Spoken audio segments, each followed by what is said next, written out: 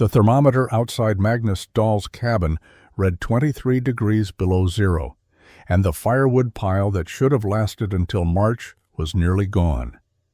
Across the snowy meadow, smoke rose lazily from the twin metal chimneys of Axel Nordstrom's strange underground dwelling, barely enough smoke to notice, while Magnus fed his stove logs every 30 minutes just to keep his family from freezing. Before we go further, let us know in the comments if you've ever seen earth-sheltered homes in your area, and if stories of frontier innovation inspire you, hit that subscribe button, because tomorrow's tale might just change how you think about survival. The winter morning of February 9th, 1883, broke clear and brutally cold across the Minnesota borderlands. Axel Nordstrom woke in the log cabin he shared with his trapping partner, Severin Halvorsen, and immediately knew something was wrong. The fire had gone out. That itself wasn't unusual. Fires died overnight when men slept too deeply to wake for feeding, but the cold was absolute, penetrating, the kind that made breathing painful. Axel sat up on his sleeping platform and looked toward Severin's bunk across the single room. His partner wasn't moving. The blankets lay still. No breathing sounds, no rustling, nothing. Axel pulled his own blankets tighter and called out. Severin's name hung in the frozen air without response.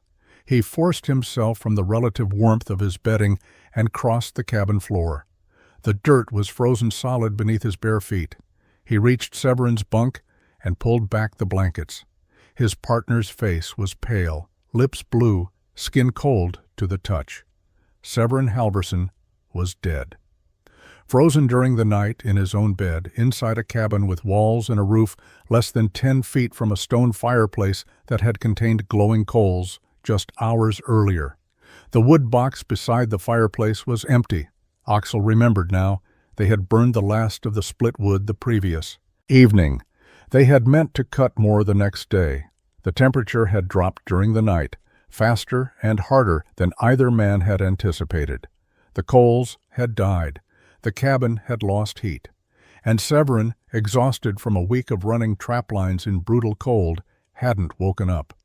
Axel rebuilt the fire using wood from the emergency supply they kept in the small lean-to attached to the cabin's exterior wall. The flames took hold, began radiating warmth, but the heat dissipated almost immediately into the frozen logs of the walls, the gaps in the chinking, the spaces around the door and window. He fed the fire larger pieces, built it higher, and watched as the cabin slowly, reluctantly began to warm. It took 2 hours to raise the interior temperature enough that he could function without shivering. 2 hours of constant fire feeding, burning through wood they couldn't afford to waste.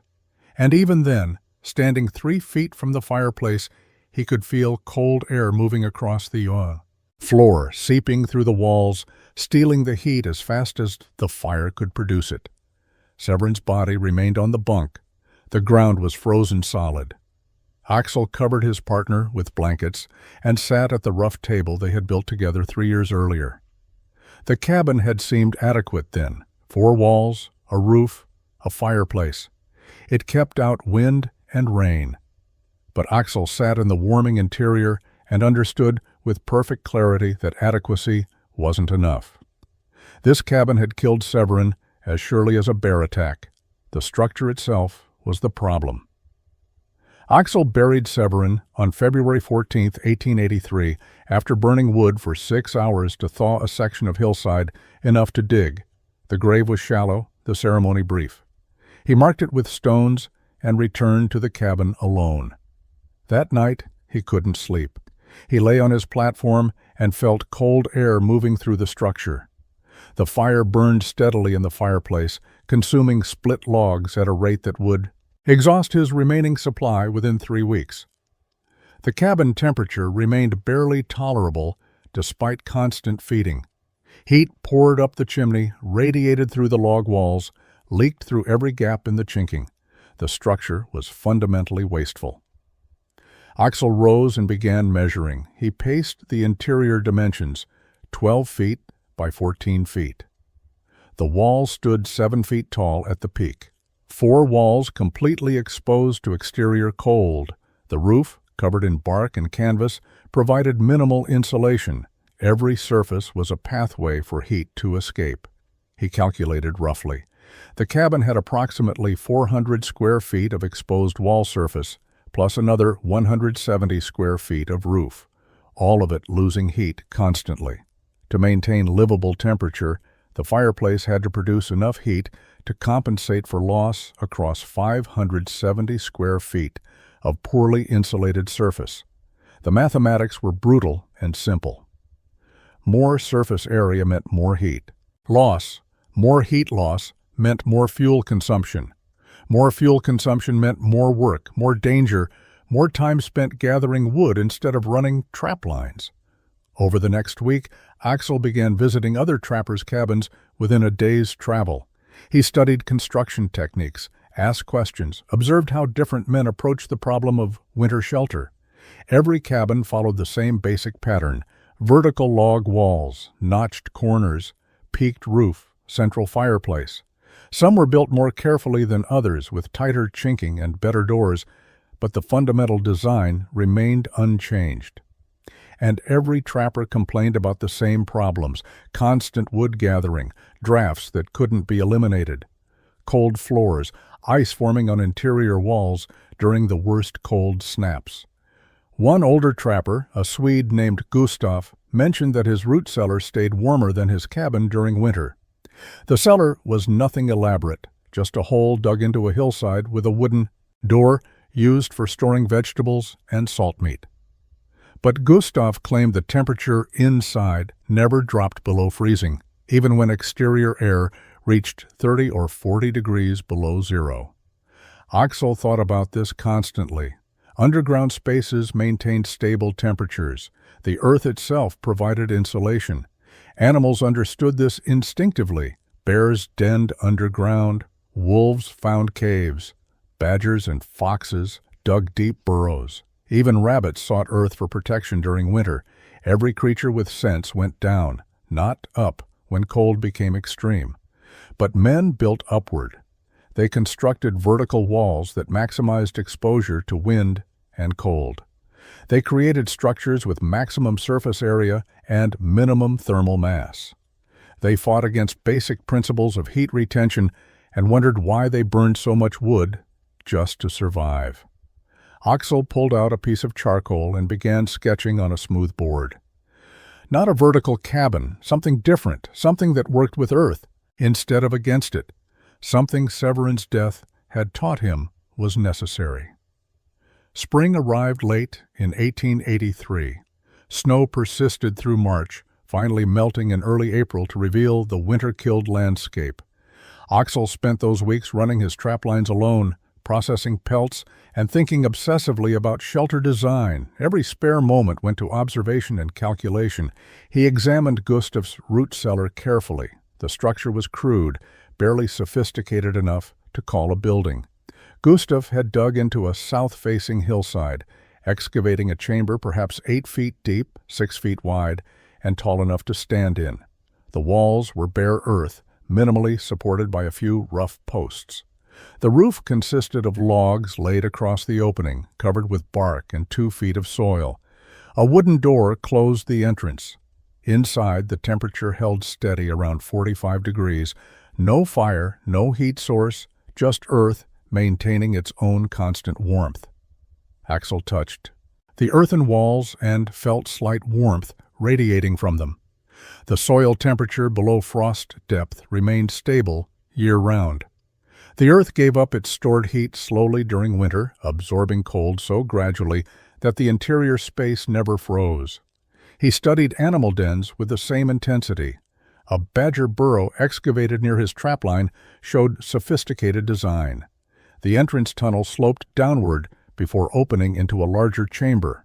Cold air, being denser than warm air, settled in the entrance tunnel and stayed there. The main chamber remained warmer because cold air couldn't flow upward into it. Simple physics, understood instinctively by an animal with a brain the size of a walnut. Bear dens demonstrated similar principles. Axel found an abandoned den in late April, a hollow beneath the roots of a massive fallen pine. The bear had excavated deep into the earth, creating a chamber insulated on all sides by soil and root mass. The entrance was small, minimal exposure to exterior conditions. Inside, protected from wind and wrapped in Earth's insulation, a bear could sleep for months while exterior temperatures dropped to lethal levels. He began sketching more detailed plans, a structure built into Earth rather than on top of it. Walls surrounded by soil, providing both insulation and thermal mass. A roof covered with enough earth to match underground insulation levels. An entrance designed like a badger burrow, trapping cold air before it could reach living space. The design would require massive excavation work, digging into hillside, moving tons of earth, careful construction to prevent collapse. Other trappers would think he'd lost his mind. Building underground was what desperate homesteaders did when they couldn't afford lumber, a temporary measure, until proper cabins could be built. It was considered primitive, backward, shameful. But Axel didn't care about appearances. He cared about physics. Vertical log cabins maximized heat loss. Underground structures minimized it.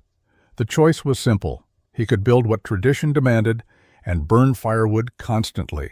Or he could build what physics required and stay warm with minimal fuel. Severin's grave sat on the hillside above the current cabin.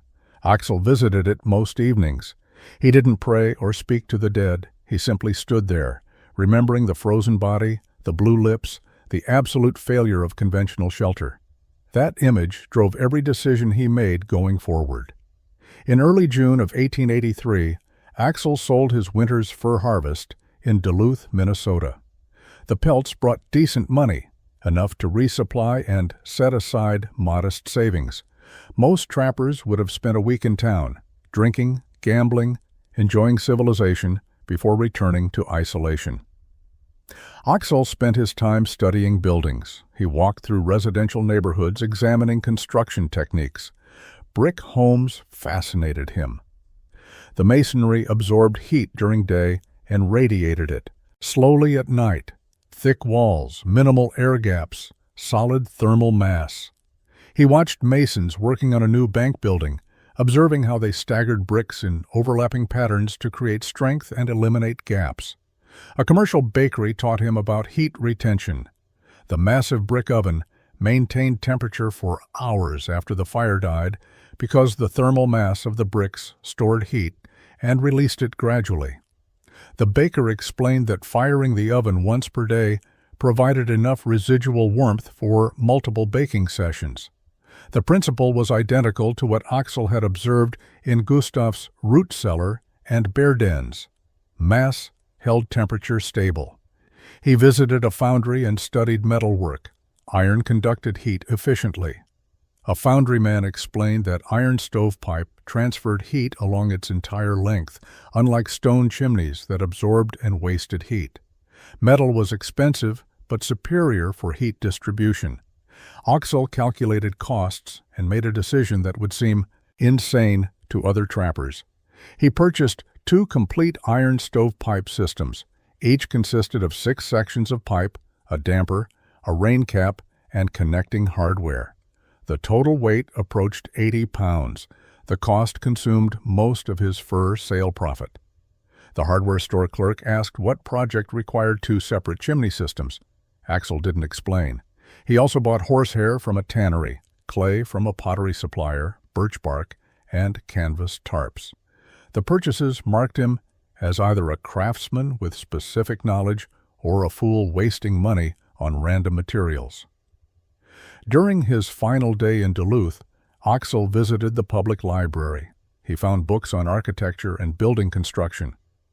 Most were too technical, but he studied diagrams about foundations, insulation, and heat distribution. One book discussed European root cellars and underground storage facilities. The author mentioned that earth temperature remained constant below frost depth, regardless of surface conditions. In Minnesota's climate, frost penetration reached approximately 3 feet deep. Below that depth, soil maintained stable temperature year-round, averaging around 45 to 50 degrees. This matched Axel's observations perfectly and confirmed his design theory.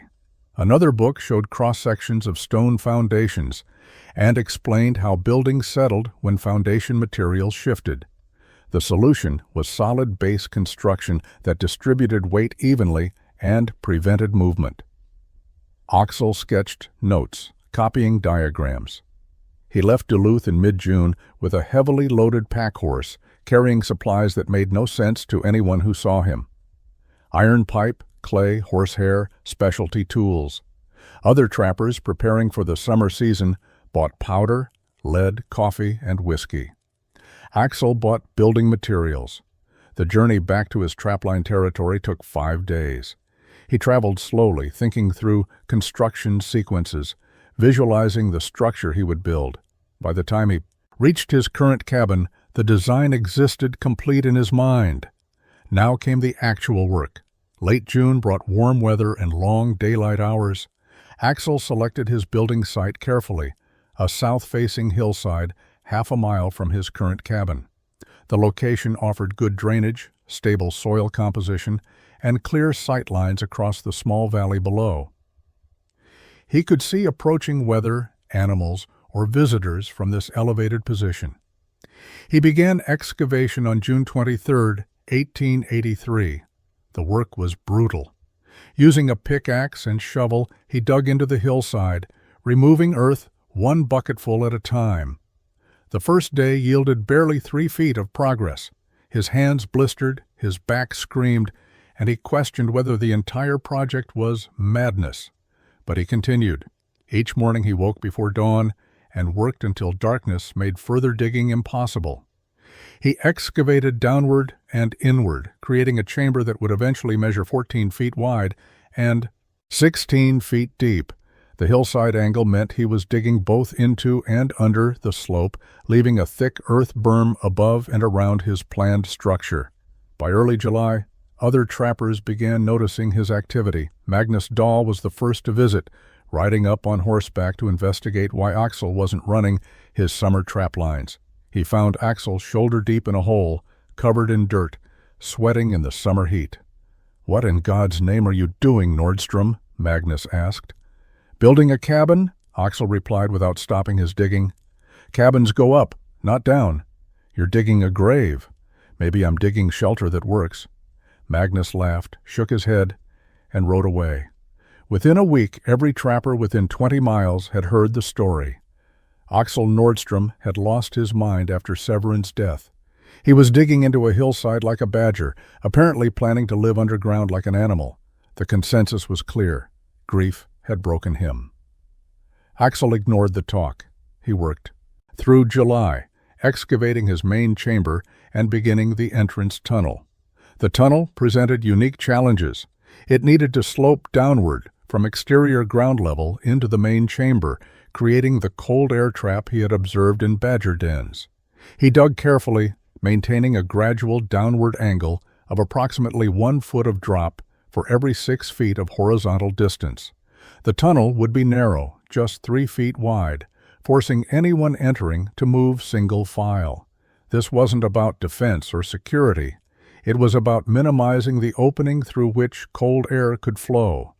A narrow tunnel presented less surface area for heat exchange than a wide entrance. Arvid Carlson stopped by in late July. Unlike Magnus, Arvid didn't mock. He watched Axel work for several minutes before asking questions. "How deep are you going?" "Deep enough that earth surrounds the walls. 3 feet of soil above, 3 feet on the sides." "Why?" "Earth insulates. Earth holds heat. Earth doesn't." "Burn fuel." Arvid nodded slowly. "Might work. Might collapse on you too." "Might," Axel agreed.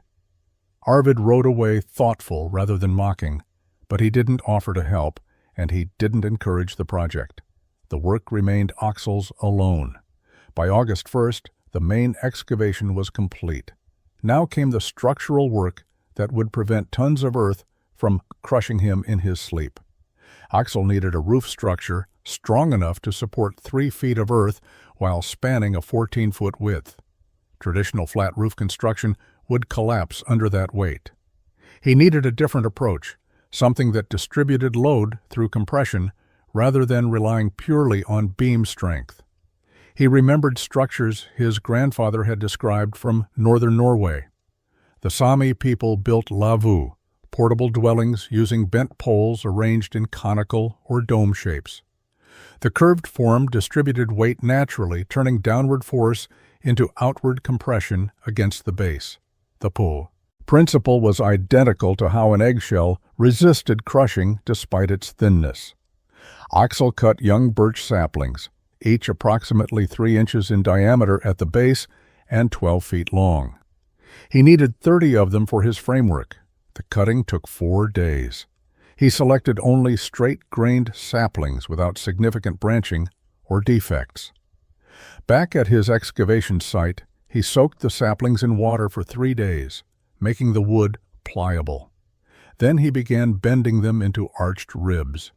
He drove stakes into the ground at both edges of his excavated chamber, 14 feet apart. Taking a soaked sapling, he bent it carefully, anchoring both ends to opposing stakes. The green wood flexed without breaking, creating a smooth arch over the chamber. He repeated this process, spacing ribs 18 inches apart, creating a series of parallel arches running the length of his 16-foot chamber. The framework began resembling an overturned boat hull or a massive woven basket. Each rib supported its neighbors, and the curved shape meant weight would compress downward and outward rather than simply pressing straight down. Where ribs intersected at the crown of the dome, Axel lashed them together using rawhide strips. The bindings would shrink and tighten as they dried, creating rigid connections. He wove horizontal saplings between the ribs, creating a lattice structure that further distributed force and provided backing for the layers that would come next. Magnus Dahl rode past during this phase and stopped to watch. The dome framework rising from the hillside looked organic, like something grown rather than built. Magnus said nothing for several minutes. "Looks like a damn beaver lodge," he finally offered. "Beavers stay warm all winter," Axel replied, lashing another intersection point. "Beavers also live in mud and sticks. You planning to be a beaver now?" "Planning to not freeze like Severin did." Magnus had no response to that. He rode away shaking his head, but the mockery seemed less certain than before. The framework took 2 weeks to complete. When finished, Axel had a skeletal dome structure rising approximately 5 feet above ground level at its peak, arching down to ground level at its edges. The dome covered his excavated chamber completely, and the curved shape looked foreign against the angular log cabins dotting the surrounding territory. Arvid Carlson visited again in late August. He walked around the framework, examining the joinery and structural logic. "This might actually work," he said quietly. "It will work," Axel replied. "What comes next?" "Making it solid, making it waterproof, making it permanent." Arvid nodded. "You'll need help moving earth for the final covering." "I'll manage. Offer stands if you change your mind." It was the first expression of support Axel had received from anyone. He acknowledged it with a nod, and Arvid rode away. The entrance tunnel required walls that wouldn't collapse inward. Axel chose stone, the most permanent material available. The hillside offered unlimited fieldstone, granite, and limestone pieces ranging from fist size to boulder proportions. He spent a week gathering stones, selecting each for shape and size, rejecting any with cracks or weak points. Stone wall construction required patience and eye for fit. Axel had watched masons work in Duluth, observing how they selected stones to interlock naturally, minimizing gaps and creating stable structures without mortar. He applied those principles now, starting at the bottom of his tunnel entrance and working upward. Each stone needed to sit solidly on the stones below it, touching at multiple points, locked in place by weight and friction. He tested each placement by trying to wiggle the stone. If it moved at all, he removed it and tried a different stone or adjusted the position. Only when a stone sat absolutely solid did he move to the next one. The work progressed slowly. On good days, he completed 3 feet of wall height. On difficult days, he managed barely a foot. The tunnel walls rose gradually, two parallel stone barriers framing the entrance passage. He angled the walls inward slightly as they rose, creating stability through geometry. Where gaps between stones seemed excessive, Axel mixed clay with sand and horsehair, creating a primitive mortar. The clay provided adhesion, the sand added structure, and the horsehair reinforced the mixture, preventing cracking as it dried. He used this mortar sparingly, only where necessary to stabilize particularly difficult stone placements. The tunnel floor sloped downward as planned, dropping approximately 2 feet over its 12-foot length. Cold air would settle in this depression, trapped by its own density, unable to rise into the main chamber beyond. Axel smoothed the floor, removing any protrusions that might catch feet in darkness. Magnus visited again in mid-September. The stone walls had reached their full height of 6 feet, framing the tunnel entrance impressively. The craftsmanship was evident even to untrained eyes. Each stone fit precisely, the walls stood plumb and stable, and the overall structure radiated permanence. "You're building a fortress to live in dirt," Magnus observed. "I'm building shelter that won't kill me," Axel replied. "Stonework like this takes time. You could have built 3 regular cabins by now. Regular cabins use firewood like they're trying to heat the whole territory. This will use almost none. You keep saying that. Won't believe it until I see it. You'll see it come February." Magnus grunted noncommittally and left. But he stopped calling it Nordstrom's grave. Now he called it the tunnel, which felt like progress. By late September, the stone walls were complete. Axel built a wooden frame for the tunnel entrance, heavy timbers mortised together to create a door frame that wouldn't shift or settle. The frame would support the thick door he planned to build, and it integrated with the stone walls through careful notching and positioning. The tunnel was finished. Now came the dwelling's most critical element: integrating metal chimneys with living earth roof. Installing iron stovepipe through a roof that would eventually support 3 feet of wet earth presented engineering challenges Axel had never encountered. Metal-penetrating sod created guaranteed leak points. Water would follow the pipe down into the living space, rotting wooden framework, and making the interior uninhabitable. The solution required waterproofing techniques beyond standard frontier construction. Axel began with the chimney positions. He needed 2 separate systems. The primary chimney would serve his heating stove, positioned in the northwest corner of the main chamber where stone backing would reflect heat into the room. The secondary chimney would provide ventilation, positioned opposite in the southeast corner. This arrangement would create air circulation, drawing fresh air through the tunnel entrance and exhausting stale air through the ventilation pipe. He assembled the first chimney system inside the chamber, connecting pipe sections and ensuring the damper operated smoothly. The pipe rose vertically through the dome framework, penetrating at a point he had reinforced with extra horizontal bracing. Where the pipe passed through the framework, he built a wooden box, essentially a short square chimney surrounding the round metal pipe. The gap between metal pipe and wooden box measured 4 inches on all sides. Into this gap, Axel packed his clay horsehair mixture. He had prepared the mixture carefully, mixing clay from a stream bed with horsehair purchased in Duluth and water until it reached a thick, paste-like consistency. The horsehair prevented cracking as the clay dried, creating a flexible seal that could accommodate minor structural movement. He built the clay collar up slowly, packing it firmly, ensuring complete contact with both the metal pipe and the wooden box. The collar extended 12 inches above and below the roof penetration point, creating a substantial waterproof barrier. As the clay dried, it hardened into a solid mass that gripped the pipe rigidly while remaining somewhat flexible. Above the clay collar, Axel wrapped the wooden box with birch bark. He selected bark sheets carefully, choosing pieces with minimal imperfections. Birch bark was naturally waterproof, resistant to rot, and flexible enough to conform to irregular shapes.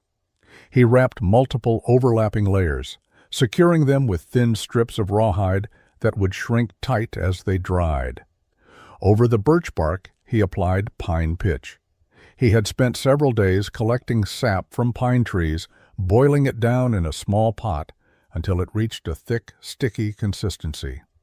The pitch sealed every seam in the birch bark, creating an additional waterproof layer. The smell was intense and unpleasant, but the result was a coating that would shed water. Absolutely.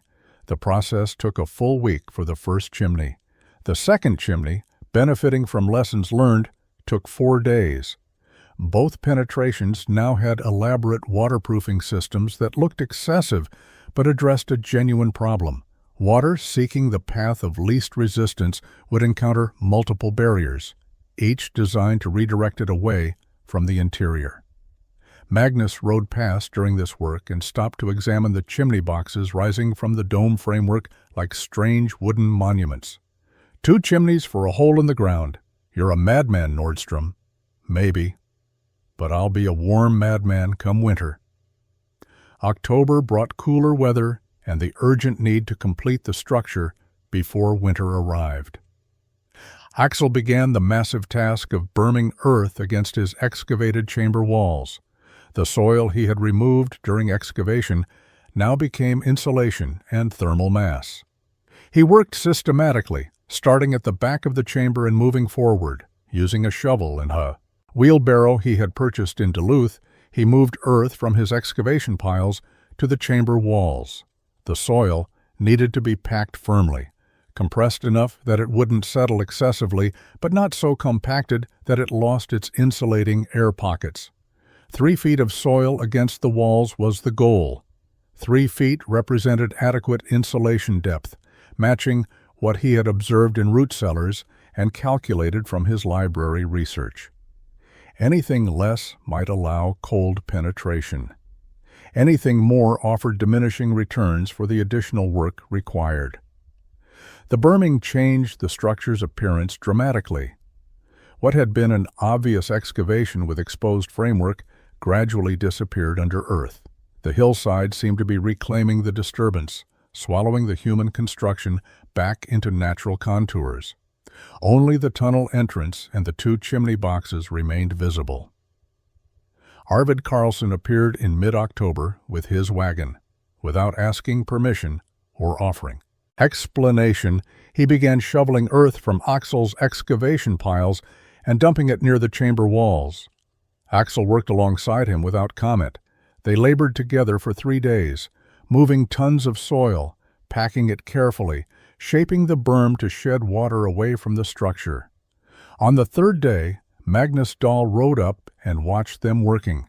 After several minutes, he dismounted and picked up a shovel. Still without speaking, he joined the effort. 3 men moved earth far faster than 1.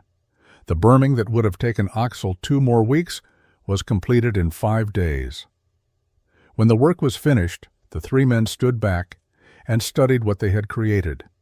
The chamber was now completely surrounded by earth except for the tunnel entrance.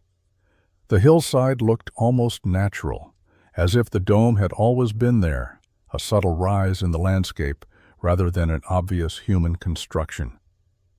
"Looks like a damn burial mound," Magnus said, but the mockery had left his voice. What remained was something closer to curiosity or possibly respect. "Looks like insulation," Axel replied. Arvid walked around the structure, examining the berming from different angles. Earth against the walls will stay maybe 45, 50 degrees all winter. Inside temperature won't have to fight outside cold directly, just has to warm the air in the chamber itself. "That's the idea," Axel confirmed. "Might work," Magnus admitted grudgingly. "Still think you're crazy for the effort, but it might actually work." The 3 men shared coffee before Magnus and Arvid departed. Axel noticed that neither called it a grave anymore. Now it was the tunnel cabin, or sometimes just Nordstrom's place. The shift in terminology felt significant, an acknowledgement that the structure had graduated from joke to legitimate shelter. The berming was complete. Now came the roof, the structure's most critical and complex element, The dome framework needed covering before winter arrived. Axel began with a layer of split planks, wood pieces he had prepared from straight-grained pine logs. Each plank was roughly 6 inches wide and half an inch thick, split rather than sawn, to follow the wood's natural grain. Split planks were stronger than sawn lumber and less likely to crack. He laid the planks across the dome framework, overlapping them like shingles, each layer covering gaps in the layer below. The curved surface required careful fitting. He shaped planks as needed, creating a smooth wooden shell that followed the dome's contours. Where planks met, he ensured overlaps shed water downward and outward, never allowing water to flow toward the interior. Over the planks, he laid birch bark in multiple overlapping sheets. Birch bark was his primary waterproofing material, naturally resistant to moisture and rot. He had collected bark earlier in the season, carefully removing it from dead birch trees in large sheets. Now he positioned these sheets with meticulous attention to overlap and orientation, creating a continuous waterproof membrane. He secured the bark with wooden pegs driven through into the framework below. Each peg was whittled to a slight taper, swelling when it absorbed moisture to create a tight, permanent connection. The pegs would eventually become invisible as subsequent layers covered them. Over the birch bark, Axel spread his clay horsehair mixture. This was the same material he had used for chimney waterproofing, but applied more thinly across the entire roof surface. He worked the clay into every seam and overlap, creating a sealed layer that would harden as it dried. The process took a week, working in sections, allowing each area to partially dry before moving to the next. The clay layer served dual purposes: waterproofing and preparing the surface for sod. The slightly rough texture would help sod root effectively, while the moisture-resistant properties prevented water penetration. Finally came the sod itself. Axel cut sections of prairie grass and soil, each piece roughly 1 foot square and 4 inches thick. The sod was heavy, each piece weighing perhaps 20 pounds. He worked from the bottom of the dome upward, laying sod pieces like massive shingles, pressing them firmly against the clay layer below. The sod began rooting almost immediately. The living grass continued growing, roots penetrating downward into the clay and horizontal layers, knitting everything together into a unified, living roof. Within weeks, the individual sod pieces would be indistinguishable, merged into continuous coverage. The final roof thickness measured approximately 2 feet, half-inch planks, birch bark layers, clay coating, and 4 inches of living sod, all resting on the dome framework.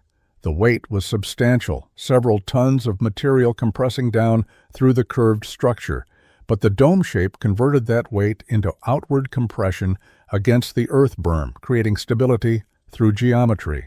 By late October, the roof was complete.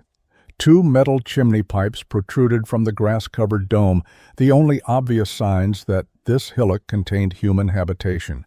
Smoke would eventually mark the location, but visually, the structure had disappeared into the landscape. November 2, 1883, marked the first fire in Axel's completed tunnel cabin.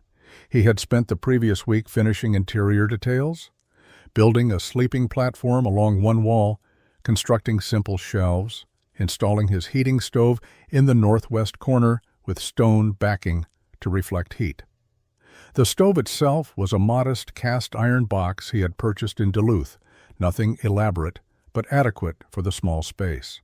He assembled the primary chimney system, connecting the stove to the metal pipe that rose through the roof. The damper operated smoothly, allowing him to control draft and burn rate. The secondary chimney in the opposite corner had a simple grate at floor level, drawing fresh air from the tunnel entrance and exhausting through the roof. The system would create gentle circulation without requiring any mechanical components. At mid-morning, Axel built a small fire in the stove using kindling and 3 split logs. The wood caught easily. Smoke rose through the chimney, drafting perfectly. He adjusted the damper to moderate the burn rate and sat on his sleeping platform to observe. The temperature response was immediate and remarkable. Within 20 minutes, the interior felt noticeably warmer. Within an hour, the space was genuinely comfortable, despite exterior temperature hovering around 35 degrees. Axel had installed a thermometer on one wall, a luxury purchase from Duluth that would let him track actual temperature rather than relying on subjective feeling. After 2 hours, the interior temperature had stabilized at 68 degrees. The fire continued burning, but Axel had only added one additional log. 3 logs total in 2 hours. In his previous cabin, maintaining 68 degrees for 2 hours would have required perhaps 10 logs, maybe more. He let the fire burn down to coals and stopped adding wood. In a conventional cabin, temperature would have dropped rapidly once the fire diminished. In the tunnel cabin, temperature decreased slowly. The earth walls had absorbed heat. They now radiated that heat back into the space gradually, maintaining warmth long after the fire died. By evening, 6 hours after the last wood was added, interior temperature had only dropped to 62 degrees. The earth was functioning as thermal mass storage, exactly as Axel had predicted. The thick sod roof prevented heat from escaping upward. The bermed walls prevented heat loss through the sides. The tunnel entrance trapped cold air in its depression, preventing it from flowing into the main chamber. That night, Axel slept in his tunnel cabin for the first time. He built a modest fire before bed, perhaps 4 logs. The space warmed quickly. He let the fire die completely before sleeping, wanting to test how the structure performed without active heating. He woke once during the night and checked the thermometer by candlelight. 57 degrees. Outside temperature had dropped to 23 degrees according to the thermometer mounted at the tunnel entrance. The earth surrounding him was maintaining a 34-degree temperature differential without any fire at all. In the morning, interior temperature had stabilized at 54 degrees. A small fire brought it back to 68 within 30 minutes. The physics worked. The structure worked. Everything he had calculated and observed and built had come together into a functioning system that required minimal fuel to maintain comfort.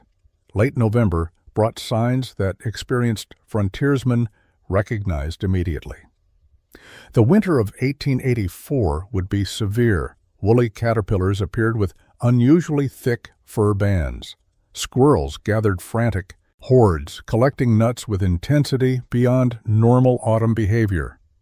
Beavers built their lodges higher and thicker than previous years. The first snow arrived on November 18th, 3 weeks earlier than average. Old-timers discussed the omens at the small trading post that served the scattered trapping community. A Cree trapper named Joseph Walking Bear mentioned that his grandfather predicted the hardest winter in 30 years. The geese had flown south in massive formations during early October. The birch trees had dropped their leaves while still green, a stress response to approaching cold. Magnus Dahl took the warning seriously. He spent 2 weeks cutting and splitting firewood, building his supply to nearly twice his normal stock. His woodpile stretched 20 feet long, stacked 6 feet high, representing hundreds of hours of labor. He calculated he had enough to burn through March, maybe into early April, if he was careful.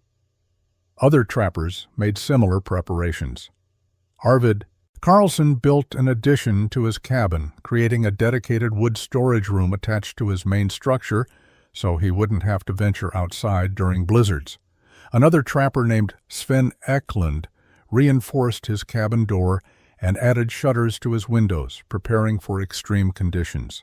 Axel watched these preparations with interest, but made different calculations.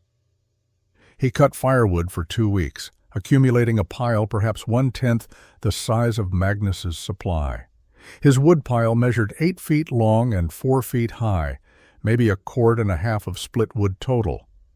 Magnus rode past and stopped to examine Axel's modest wood supply. "That won't last you past Christmas if the winter comes hard." "It'll last until spring," Axel replied.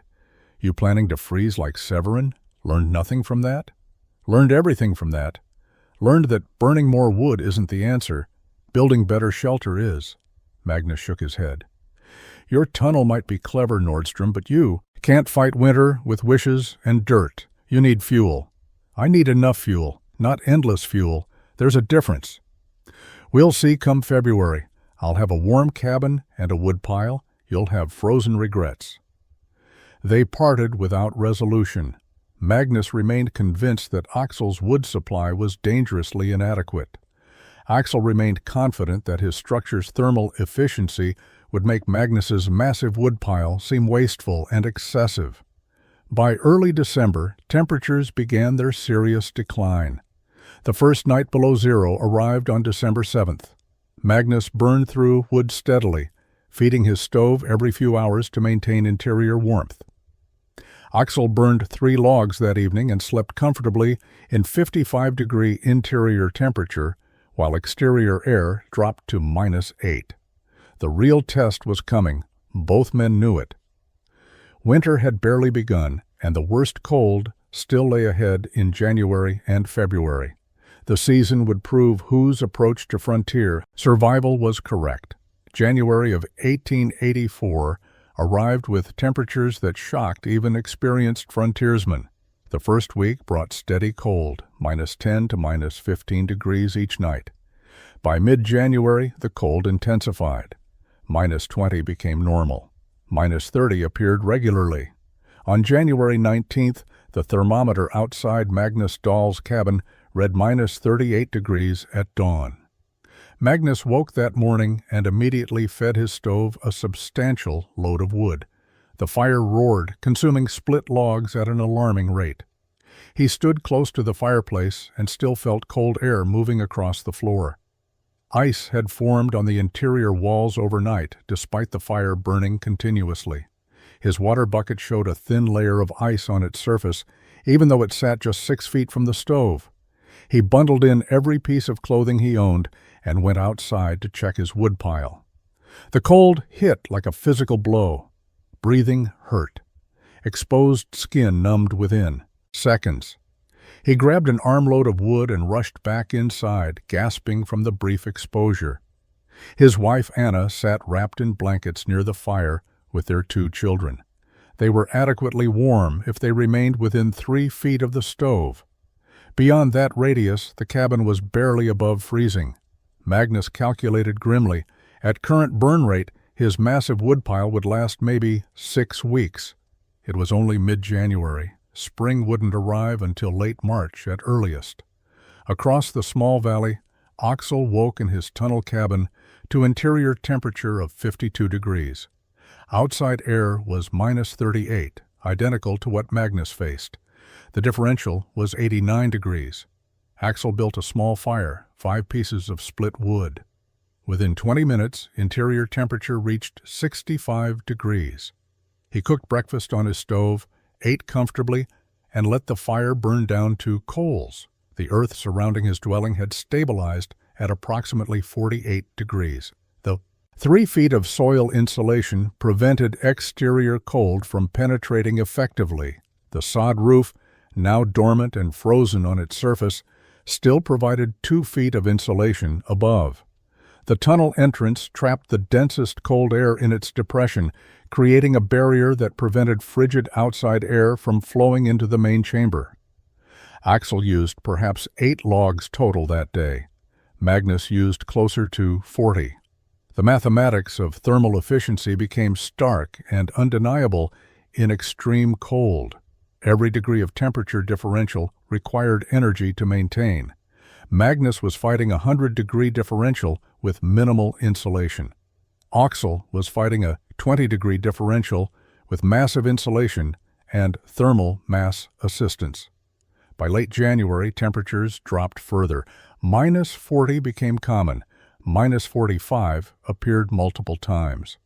On January 28th, Magnus's outdoor thermometer bottomed out at -48 degrees, the coldest temperature he had ever recorded. His woodpile, once seemingly inexhaustible, was visibly shrinking. Winter had barely reached its midpoint, and fuel shortage was becoming a genuine threat. February brought no relief. The cold persisted with relentless intensity. Magnus Dahl's woodpile continued shrinking at a rate that kept him awake at night, calculating and recalculating. By February 10th, he estimated 3 weeks of fuel remaining if he maintained current burn rate. Spring was still 6 weeks away at minimum. He tried reducing consumption. Instead of keeping the cabin at barely tolerable temperature, he let it drop colder, burning less wood, accepting more discomfort. His family huddled under multiple blankets. They wore every piece of clothing they owned indoors. The children complained constantly about the cold. Anna said nothing, but Magnus saw the worry in her eyes. On February 14th, Magnus made a decision born of desperation. He would cut standing timber for fuel. Normally, trappers used dead wood already dried, ready to burn. Green wood contained too much moisture, burned poorly, created excessive smoke, but dead wood supplies near the cabin were exhausted. He had no choice. He spent 3 days in brutal cold, felling trees, limbing them, dragging logs back to the cabin. The work was exhausting. The green wood was heavy. His hands blistered, even through gloves. He cut and split frantically, building his supply back up, trying to create a buffer against total fuel exhaustion. But green wood burned terribly. It hissed and steamed in the stove, producing minimal heat. Magnus had to burn twice as much to achieve the same warmth as seasoned wood. His 3 days of desperate labor bought him perhaps 1 week of fuel at current consumption rates. Other trappers faced similar crises. Arvid Carlson rode to the trading post in mid-February, looking for anyone willing to sell firewood. No one had surplus to sell. Everyone was burning through supplies faster than anticipated. The winter's severity had exceeded all predictions. Sven Eklund appeared at Magnus's cabin on February 18th, asking to borrow wood. His own supply was nearly gone. His family was freezing. Magnus looked at his own diminishing pile and refused.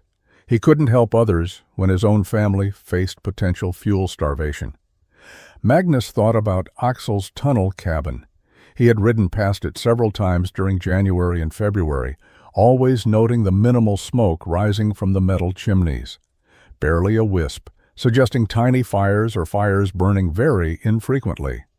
Yet Axel was clearly still alive, still functioning. Magnus's pride prevented him from asking how the tunnel cabin was performing or how much wood Axel was actually using. On February 22nd, Magnus burned the last of his seasoned firewood. All that remained was green wood and desperation. His children were showing signs of prolonged cold exposure, lethargy, and pale skin. Anna had developed a persistent cough from breathing cold air constantly. Magnus lay awake that night and admitted to himself what he had been denying for weeks. His family might not survive until spring. The cabin he had considered adequate. The massive woodpile he had considered sufficient. Neither was enough against this winter's ferocity. February 25th brought the crisis Magnus had been dreading. His youngest son, Eric, age 6, didn't wake up properly. The boy was conscious but unresponsive, his skin cold and pale, his breathing shallow. Anna recognized the symptoms immediately. Severe hypothermia. Eric had been too cold for too long, and his small body was shutting down. Magnus built up the fire frantically, burning green wood in desperate quantities. Smoke filled the cabin. The fire produced minimal heat. He wrapped Eric in every blanket they owned and held him close, trying to transfer body warmth. Anna boiled water, wrapped heated stones in cloth, placed them around Eric's body. For 3 hours, they fought to warm the child. Eric remained dangerously cold. His lips showed blue tint. His hands and feet were ice cold despite the blankets. Magnus realized with sickening clarity that keeping Eric in this cabin might kill him. The structure simply could not maintain adequate warmth. Pride broke. Magnus wrapped Eric in blankets, told Anna to bundle the other children and gather what supplies they could carry. They were going to Axel's tunnel cabin, whether Nordstrom wanted company or not. Survival mattered more than dignity. The journey across the valley was brutal. Distance was only half a mile, but carrying a sick child through -40-degree air felt impossible. Anna carried their youngest daughter. Their older son walked between his parents, holding Magnus's hand. The cold was vicious, attacking exposed skin, making breathing painful. They reached the tunnel entrance after 15 minutes that felt like hours. Magnus pounded on the heavy wooden door. Axel opened it immediately, took one to look at the bundled child in Magnus's arms, and stepped aside without questions. The interior warmth hit Magnus like a physical force. The difference was shocking, immediate, undeniable. The tunnel cabin was genuinely warm, not fire-warmed, not temporarily heated, but consistently, comfortably warm throughout. A small fire burned in the stove, barely more than coals, yet the space felt like mid-autumn rather than deep winter. Axel cleared his sleeping platform. Magnus laid Eric down and began unwrapping the blankets. Anna sat beside her son, rubbing his hands and feet, trying to restore circulation. Axel added 3 logs to his stove and stepped back. The children stared around the underground chamber with wide eyes. Within 30 minutes, Eric's color began improving. Within an hour, he was fully conscious and complaining about being hungry. The warmth had saved him. The tunnel cabin's stable temperature had accomplished what Magnus's conventional cabin could not achieve even with massive fires. Magnus stood near the center of the chamber and simply absorbed the reality. Minimal fire, comfortable warmth, stable temperature. Everything Axel had claimed was true. The tunnel cabin worked exactly as designed. "How much wood do you burn per day?" Magnus asked quietly. 8 to 12 pieces. Depends on how cold it gets outside. Magnus had been burning 40 to 60 pieces daily just to maintain barely tolerable conditions. The efficiency differential was staggering. "I was wrong," Magnus said, "about everything. This isn't madness. This is genius." The Dahl family stayed in Axel's tunnel cabin for 3 days while Eric recovered fully. The underground dwelling easily accommodated 7 people, the thermal mass absorbing their body heat and maintaining comfortable temperature with minimal additional fuel. Anna marveled at the consistent warmth, the absence of drafts, the way the earth walls radiated gentle heat even hours after fires died. On the 3rd day, Magnus helped Axel cut firewood. They worked together in cold that had moderated slightly to -20 degrees. Magnus asked constant questions about construction techniques, material choices, design principles. Axel answered everything honestly, explaining the physics he had learned through observation and calculation. "The tunnel entrance is critical," Axel explained while splitting logs. "Cold air sinks because it's denser. The tunnel drops 2 feet from outside to inside. Cold air settles in that low point and stays there. Can't flow upward into the main chamber. And the dual chimneys, one for heating, one for ventilation, create circulation without opening the door. Fresh air comes through the tunnel, warms as it enters the chamber, rises, exits through the ventilation pipe. Continuous air exchange without heat loss." Magnus absorbed this information silently. Every element Axel described made logical sense once explained, but Magnus would never have conceived these solutions independently. The innovation required understanding principles that most frontiersmen never considered. March arrived with slightly warmer temperatures. The brutal cold broke, settling into more typical late winter conditions. -10 to -20 rather than -40. The Dahl family returned to their cabin with borrowed firewood from Axel's still substantial supply. Magnus promised to help rebuild Axel's woodpile come spring. Word spread through the scattered trapping community about what had happened. The Dahl boy nearly dying from cold, the tunnel cabin saving his life, the remarkable efficiency of Axel's design. Arvid Carlson visited in mid-March asking detailed questions about construction techniques. "I want to build one," Arvid stated flatly. "Next summer. Will you help me?" "I'll help," Axel agreed. Other trappers appeared over the following weeks. Some came from curiosity, wanting to see the structure that had become legendary during the winter. Others came with serious intent, planning their own earth-sheltered dwellings. Axel welcomed all visitors, explained his techniques freely, never claiming ownership of ideas that seemed obvious once understood. By late March, 5 trappers had committed to building tunnel cabins the following summer. The design was spreading organically, driven by practical demonstration rather than theoretical argument. Men who had mocked Axel's underground dwelling now sought to replicate it. The winter of 1884 had killed 3 people in the broader trapping territory: hypothermia, fuel shortage, inadequate shelter. But it had also validated an approach to frontier construction that prioritized physics over tradition. The impossible had become proven. The mad had become wise. Summer of 1884 brought construction activity unprecedented in the isolated trapping territory. Arvid Carlson began his tunnel cabin in early June, with Axel providing guidance and occasional labor. The process was demanding, requiring weeks of excavation and careful stonework, but Arvid persevered. By September, he had a functional earth-sheltered dwelling ready for winter.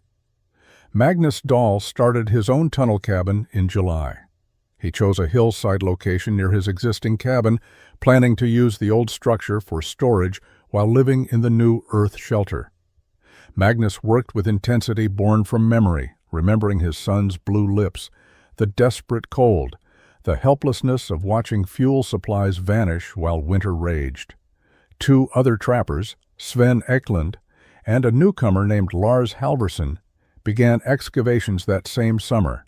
Each adapted Axel's basic principles to their specific situations. Sven built a smaller version, single-occupant design. Lars created a larger chamber, anticipating family growth. The variations emerged naturally, but core elements remained consistent across all designs.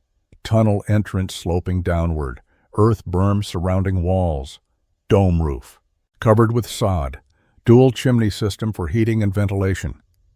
These principles transferred reliably from one construction to another. Men who had never built anything more complex than standard log cabins were creating sophisticated thermal management systems. The winter of 1885 tested the new structures. Cold arrived early and stayed late. Though not quite matching the previous year's severity, the tunnel cabins performed exactly as designed. Families stayed warm with minimal fuel consumption. No one faced fuel crisis. No children nearly froze. Word continued spreading beyond the immediate community. Trappers traveling through the territory saw the earth-sheltered dwellings and carried descriptions to other regions. Homesteaders heard stories about cabins that used 1/10 the firewood of conventional construction.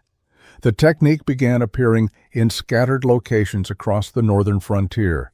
By 1889, an estimated 15 to 20 tunnel cabins existed within a 100-mile radius of Axel's original construction. The exact number was uncertain because the frontier remained sparsely populated and poorly documented. But government surveyors passing through the region noted underground cabins in their reports, describing them as innovative adaptations to extreme climate. The designs continued evolving. Some builders incorporated stone walls throughout, rather than just at the tunnel entrance. Others experimented with different roof structures, though the dome shape proved most reliable. A few attempted square or rectangular earth-sheltered designs, discovering that corners created structural weaknesses and cold spots. Axel remained the acknowledged expert, the man who had pioneered the approach when everyone else considered it madness. But he never claimed credit aggressively or sought recognition beyond his immediate community. He had solved a problem that killed his partner. Others facing the same problem could benefit from his solution. That seemed sufficient purpose. The spread of tunnel cabin construction represented frontier innovation at its most organic. No formal plans existed, no written instructions, no official promotion. Men taught each other through demonstration and conversation. Good ideas persisted because they worked. Poor adaptations failed and were abandoned. Natural selection applied to architecture. Axel Nordstrom died on November 7, 1891, at age 47. The cause was pneumonia, contracted during an unseasonably cold October storm. He lasted 3 days before the infection overwhelmed him.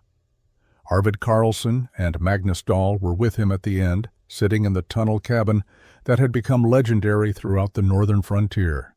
He was buried on the hillside above his dwelling, next to Severin Halvorsson's grave, the two trappers who had started together, separated by death and 8 years, reunited in burial.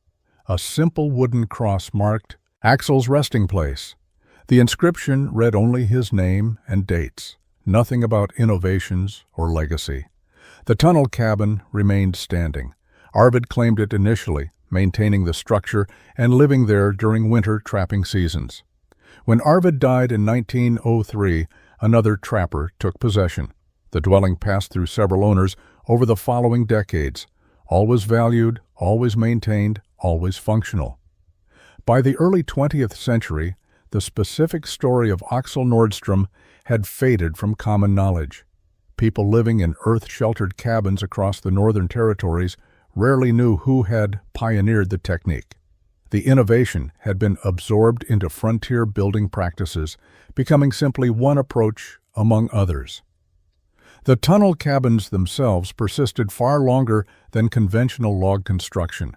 Well-built log cabins might last 20 years before requiring major reconstruction. Tunnel cabins protected from weather and structural stress remained solid for decades. Some stayed habitable for 50 or 60 years, sheltering multiple generations. In 1951, a highway survey crew working in northern Minnesota encountered Axel's original tunnel cabin. The structure was abandoned but intact. The metal chimneys had rusted and collapsed. The wooden door had rotted, but the stone tunnel walls stood solid. The earth berm remained in place. The dome framework still supported its sod covering. The surveyors photographed the structure and included it in their report as a curiosity. One surveyor noted that the dwelling represented sophisticated understanding of thermal dynamics rarely seen in 19th-century frontier construction. Modern earth-sheltered architecture was only beginning to rediscover principles this unknown builder had mastered 70 years earlier. The highway eventually bypassed the location. The structure gradually deteriorated as nature reclaimed it. The tunnel entrance collapsed in the 1960s. The dome settled slowly, sinking back into the hillside. By the 1980s, only subtle earth mounds marked where the dwelling had stood. The story illustrates essential truth about frontier innovation. Progress came from questioning whether traditional approaches adequately solved actual problems. Axel Nordstrom saw his partner freeze in a conventional cabin and refused to accept that outcome as inevitable. He studied alternatives, applied basic physics, and created something genuinely superior. His neighbors called it mad until winter proved it brilliant. The tunnel cabin survived the winter of 1884, while conventional cabins failed. That single fact mattered more than any explanation of thermal mass or insulation principles. Axel's legacy wasn't carved in stone or recorded in official histories. It existed in scattered earth-sheltered dwellings across the northern frontier, in families who stayed warm through brutal winters, in children who survived because their fathers built intelligently rather than conventionally. The impossible invention was simply a cabin that worked with nature instead of fighting against it. And the quiet Norwegian trapper who built underground while neighbors mocked him proved that sometimes the most valuable innovations come from those willing to ignore ridicule and follow logic wherever it leads.